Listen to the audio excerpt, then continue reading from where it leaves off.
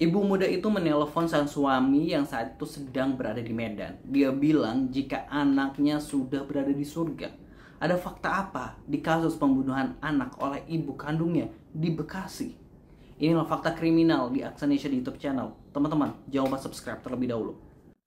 Baru-baru ini publik ini dihebohkan oleh perbuatan Siti Nurfazila, ibu muda berusia 26 tahun di Bekasi yang tega membunuh anak kandungnya sendiri yang saat ini berusia 5 tahun di rumah kontrakannya.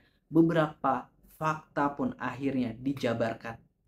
Dengan tega ini sang ibu menghabisi nyawa sang anak berinisial AMMS dengan menggunakan pisau dapur dengan ditusukkan sebanyak 20 kali di dada kiri. Saat itu kondisi rumah tengah sepi, sang suami sedang berada di kota Medan, Sumatera Utara. Lewat sambungan telepon, pelaku ini menghubungi suaminya yang berada di Medan. Di ujung telepon, dia bilang jika anaknya sudah berada di surga. Sebelum melakukan pembunuhan terhadap anaknya, pelaku ini rupanya sempat membawa anak-anaknya ini ke Bandara Soekarno-Hatta tanpa sepengetahuan sang suami. Kepada petugas bandara, pelaku ini bilang hendak menuju Mekah, namun tidak membawa paspor dan tiket. Tentu ini ditolak langsung oleh petugas bandara.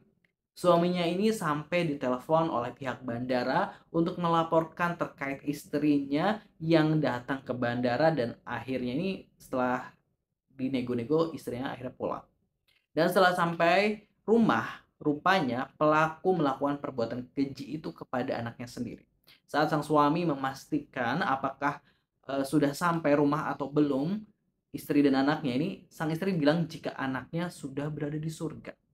Karena merasa ada keganjilan, suaminya ini mengutus kerabatnya untuk mengecek langsung kondisi istri dan anaknya.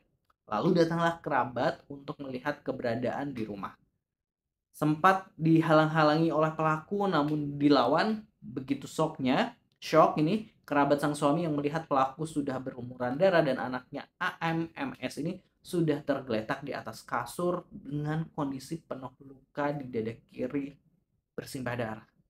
Pelaku mengaku melakukan hal demikian karena mendapatkan bisikan goib.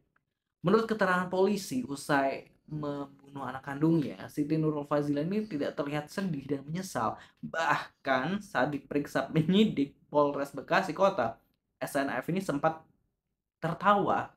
Dan menurut Kasat Reskrim Polres Bekasi Kota AKBP Muhammad Firdaus, tersangka terindikasi skizofrenia. Melansir dari alodokter.com, skizofrenia adalah gangguan mental berat yang dapat mempengaruhi tingkah laku, emosi, dan komunikasi. Penderita ini bisa mengalami halusinasi, delusi, kekacauan berpikir, dan perubahan perilaku.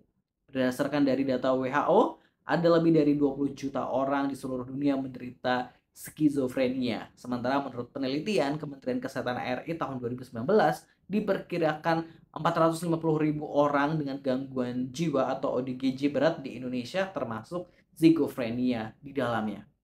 Dan menurut keterangan dari sang suami, istrinya ini rupanya pernah mengidap penyakit tiroid pada tahun 2022 silam hingga tahun 2023. Sejak saat itulah, menurut penuturan sang suami, istrinya ini kerap melakukan hal-hal aneh di luar nalar.